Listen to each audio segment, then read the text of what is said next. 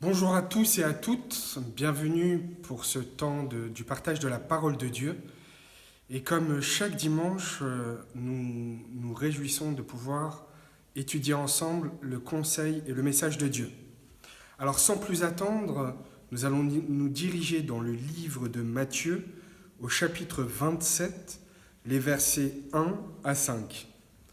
Livre de Matthieu au chapitre 27, les versets 1 à 5. Le matin venu, tous les chefs des prêtres et les anciens du peuple tinrent conseil contre Jésus pour le faire mourir. Après l'avoir attaché, ils l'emmenèrent et le livrèrent à Ponce Pilate, le gouverneur. Alors Judas, celui qui l'avait trahi, voyant qu'il était condamné, fut pris de remords et rapporta les 30 pièces d'argent aux chefs des prêtres et aux anciens en disant « J'ai péché en faisant arrêter un innocent. » Ils répondirent « En quoi cela nous concerne-t-il ? C'est toi que cela regarde. » Judas jeta les pièces d'argent dans le temple, se retira et alla se pendre. Chers amis, j'aimerais vous interpeller sur le personnage principal de ce récit qui est Judas. Judas est un disciple de Jésus-Christ. Lorsque Jésus rassemble son équipe de disciples, ils sont 12. Jésus va prier intensément pendant toute une nuit et au contact de Dieu le Père, dans cette relation, il va choisir 12 disciples. Dans le choix de ces 12 disciples se trouve Judas, l'Iscariote. Judas est celui qui va trahir Jésus. Dans ce récit, on voit que Judas est aux côtés de Jésus-Christ. Pendant les 3 années de ministère de Jésus-Christ, Judas va recevoir les enseignements de Jésus. Les enseignements concernant l'amour, concernant le royaume de Dieu, la bonne nouvelle du royaume de Dieu. Cette bonne nouvelle du royaume de Dieu est que Dieu a envoyé Jésus-Christ mourir à la croix afin que quiconque croit en lui ne périsse point, mais qu'il ait la vie éternelle. Judas avait connaissance de ce message. Judas avait aussi connaissance du message que Jésus allait également mourir à la croix. Judas savait que Jésus devait mourir. D'ailleurs, Jésus va l'annoncer à ses disciples. Mais chose intéressante, c'est Judas qui va trahir Jésus et ainsi dire le livrer aux autorités religieuses afin qu'il soit cloué à la croix. Judas, c'est quelqu'un qui avait une certaine façon de voir les choses. Jésus était au contact de Judas. Alors j'aimerais t'interpeller aujourd'hui. Jésus est celui qui est venu annoncer la bonne nouvelle du royaume. Toi, tu sais que Dieu existe. Ou du moins, tu sais qu'il y a quelque chose ou quelqu'un qui régit, qui a construit tout l'univers, la terre, les cieux et la mer. Mais tu n'as pas forcément la connaissance précise de cela. Et en fait, Jésus, lorsqu'il vient avec ses disciples, c'est pour annoncer la bonne nouvelle du royaume de Dieu. La bonne nouvelle que quiconque croit en Jésus-Christ ne périsse point, mais qu'il ait la vie éternelle. Mais aussi que, en entendant la bonne nouvelle de l'Évangile, ceux qui ont le cœur, qui entendent la parole de Dieu et qui la reçoivent, sont ce qu'on appelle les brebis de Dieu, qui entendent la voix du bon berger. Toi qui écoutes ce message, tu es certainement cette brebis qui entend la voix du bon berger. Et si tu entends la voix du bon berger, j'aimerais t'interpeller sur le fait que Judas est celui qui était à côté du berger, Jésus-Christ. Judas était un voleur. Il était le trésorier de l'équipe. Et dans sa fonction de trésorier, il prenait dans la bourse. Si je peux dire, il prenait sur le compte bancaire ou bien dans la caisse du magasin. Pourquoi je te donne cet exemple ? Parce que l'humanité fonctionne avec l'argent. L'argent est la racine de tous les maux. Les gens font tout pour gagner un maximum d'argent. Et toi, tu essayes de gagner de l'argent malhonnêtement.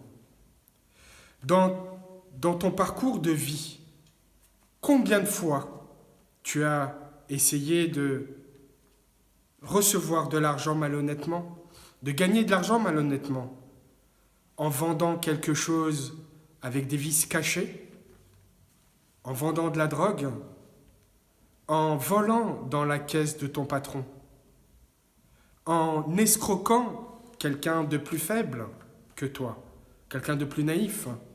Ça, c'est une réalité de la vie de tous les jours. Ou bien en dérobant une vieille personne, quelqu'un qui est sur le plan social d'une nature faible. Eh bien, Judas, lui, était un voleur. Il était un voleur qui était au contact de Jésus-Christ. Jésus n'a pas regardé à ce que Judas faisait, mais il a regardé à cet amour infini qu'il portait pour Judas afin qu'il soit sauvé. Et là, mon ami, j'aimerais t'interpeller sur le fait que Jésus vient à toi, toi qui voles, toi qui fais n'importe quoi dans ta vie, toi qui es dans la compromission, toi qui fais tout pour avoir de l'argent, quoi qu'il arrive, avec des situations malhonnêtes. J'aimerais te dire que Jésus t'aime. Mais comme Judas, il te laisse le choix. Il te laisse le choix d'accepter le pardon de Dieu. Laisse-moi te raconter la suite de l'histoire de Judas. Judas volait la bourse de l'équipe.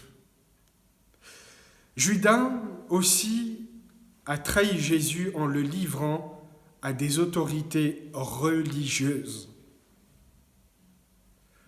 Petite parenthèse, toi qui es dans une religion, combien de fois tu as dénoncé des personnes qui n'étaient pas de la même confession que toi, tu les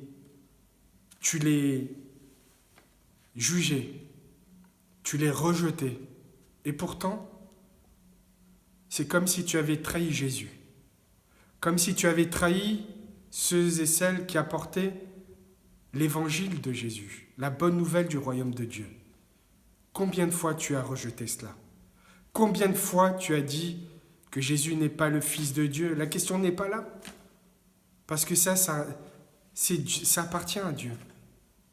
Dieu te le fait comprendre et connaître. Il ne s'agit pas de discuter de cela. Mais combien de fois tu as rejeté le message d'un chrétien ou d'une personne qui est venue t'apporter la bonne nouvelle de l'évangile afin que tu puisses ouvrir tes yeux, te repentir, saisir le pardon de Dieu. Le pardon de Dieu qui te conduit à la mort éternelle. Et laisse-moi te raconter la suite de Judas. Judas, après avoir dénoncé Jésus, qu'est-ce qu'il fait ? Il voit que Jésus se laisse faire. Jésus se laisse faire et le cœur de Judas est touché dans son plus profond. Il se rend compte qu'il a fait une erreur, qu'il a trahi le roi des rois, le maître, celui qui a été envoyé par Dieu, le Père, pour annoncer la bonne nouvelle aux pauvres, libérer ceux qui ont le cœur brisé, ceux qui sont malades, pour enlever de leurs yeux les écailles de l'illusion de la vie humaine. Et que la bonne nouvelle du royaume des cieux puisse s'ouvrir dans le cœur et dans les yeux et dans l'esprit. Judas, après avoir pris conscience qu'il a trahi Jésus, va rendre l'argent qu'il avait reçu de cette trahison. Les chefs religieux avaient donné 30 pièces d'argent qui correspond à un mois de salaire à Judas, afin qu'il trahisse Jésus. Judas va rendre cet argent une fois qu'il aura dénoncé, trahi Jésus. Voyant que Jésus ne se défend pas, qu'il se dirige à la croix pour mourir, il est abattu. Il comprend que Jésus est complètement innocent, que c'est un homme qui est pur et sans tache, Un homme qui n'a jamais rien fait de mal. Et pourtant, le monde, les gens autour de lui font beaucoup de mal. Ils lui flagellent, lui donnent des coups sur le dos. Il reçoit une couronne d'épines. Il se fait injurier, humilier. Pourquoi? Pour quelle raison? Il n'y en avait aucune. Tout simplement, c'est parce qu'au contact de l'homme, la méchanceté de l'homme se révélait en lumière. La méchanceté au contact de Jésus, elle se révélait. Et l'homme, au lieu de saisir le pardon de Jésus, l'homme manifestait sa nature mauvaise en frappant Jésus, en l'humiliant, en le jugeant. Et toi, tu fais la même chose, toi qui es dans une religion. Tu juges et tu humilies Jésus. Pourquoi? Parce que ta nature mauvaise, au contact de Jésus-Christ, elle se révèle tout simplement. Et Judas, la Bible nous dit que après avoir rendu les 30 pièces d'argent et les avoir jetées, il alla se pendre. Il était au plus profond de son désespoir lorsque son état de pécheur s'est révélé. Mais Judas n'a pas réussi à saisir le pardon de Dieu. Il n'en avait pas connaissance, conscience. Et il s'est dirigé vers la mort, le suicide, l'acte abominable, un acte de désespoir ultime. Il n'a pas su saisir le pardon de Dieu. Alors mon ami, écoute-moi bien. Veux-tu être comme Judas? Ne pas saisir le pardon de Dieu? Ne pas saisir cette paix de Dieu? Ne veux-tu pas saisir cette promesse de Dieu? Laisse-moi te dire, cher ami, aujourd'hui Jésus vient à toi pour que tu puisses saisir le pardon. La Bible dit, venez à moi vous tous qui êtes fatigués et chargés et je vous donnerai du repos.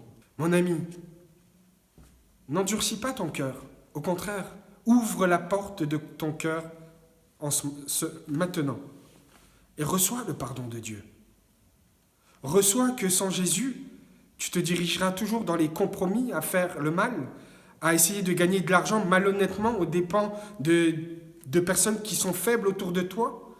La réalité, elle est simple. Chacun profite sur l'autre. Pourquoi? À cause de l'argent. Et l'argent, la Bible dit quel est le mot de l'humanité. Elle est comme un cancer qui détruit les relations humaines et surtout qui a détruit, qui éloigne l'homme de Dieu. La Bible dit qu'il n'y a qu'un seul chemin, c'est Jésus-Christ. Le chemin, la vérité et la vie. Mon ami, combien de fois, combien de temps as-tu résisté avant de recevoir ce message? Parce que ton cœur est mauvais. Mais il y a une bonne nouvelle. C'est parce que ton cœur est mauvais plus que toute autre chose que Jésus s'est pourvu comme une solution pour l'humanité.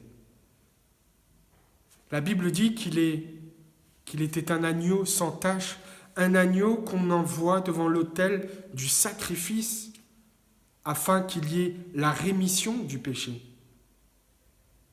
afin qu'il y ait le pardon des péchés, le pardon de ta nature, afin que tu puisses retrouver cette relation avec Dieu. Alors ne sois pas comme Judas, toujours à tomber dans les habitudes de tes convoitises, dans les habitudes de ceux qui t'emmènent à être malhonnête ou à ne pas être droit dans ta vie. Mon ami, tu le sais très bien, comment tu gères ta vie. Dieu voit ce que tu fais. Moi, je ne le vois pas, mais je sais très bien ce que tu fais, parce que Dieu nous l'enseigne dans sa parole. Rien n'est caché à la lumière de Dieu. Dieu t'appelle là maintenant à saisir son pardon, à recevoir cette vie nouvelle. Et j'aimerais prier pour toi, une prière toute simple, afin que tu saisisses cette vie. Répète juste après moi. Seigneur, je te demande pardon pour mes péchés. Je reconnais que ta parole est vérité. Et je veux saisir le pardon de mes péchés en te donnant ma vie pour recevoir le cadeau de la vie éternelle. Pardon toutes les fois où j'ai péché contre toi. Et je te remercie de me conduire par ton esprit dans toute la vérité afin que la vérité fasse le ménage nécessaire dans ma vie. Merci Seigneur, dans le nom de Jésus-Christ. Amen. Que Dieu vous bénisse et à très vite.